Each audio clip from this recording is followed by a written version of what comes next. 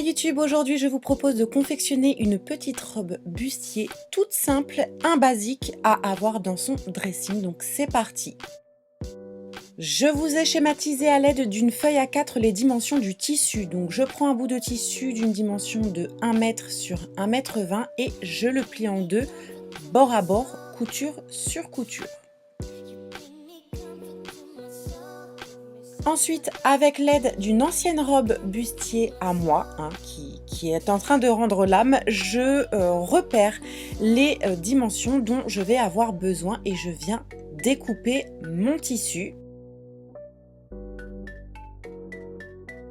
Au final, ça me revient à découper un morceau de tissu rectangulaire d'une dimension de 35 cm par 70 pour obtenir ma robe bustier qui ne soit ni trop longue ni trop courte, parfaite pour ma morphologie. Et voilà, je n'ai plus qu'à lier mon tissu avec une couture de haut en bas.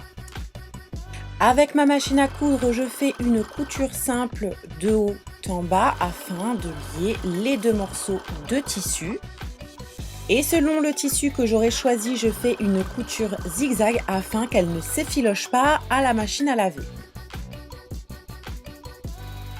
Ici, j'enfile ma petite robe pour voir s'il y a des ajustements à faire, si je dois faire un ourlet en haut, en bas, si je dois faire une couture esthétique sous la poitrine par exemple.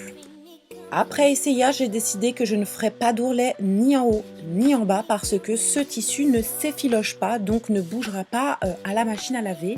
Et puis, je ne ferai pas non plus de couture sous la poitrine, je vais la laisser telle qu'elle. Et voilà, ma petite robe bustier est enfin terminée. Elle a été très simple à réaliser et elle s'accordera parfaitement avec tout un tas de pièces. C'est vraiment une pièce basique à avoir dans son armoire et je pense la faire dans d'autres coloris. Ici, je vous ai sélectionné quelques petits looks pour vous donner des idées, pour savoir comment porter la robe bustier de mille et une façons, avec des baskets, des cuissards, des gilets, des kimonos, des ceintures, des bijoux, des talons, bref, on met ça avec ce qu'on veut, j'adore.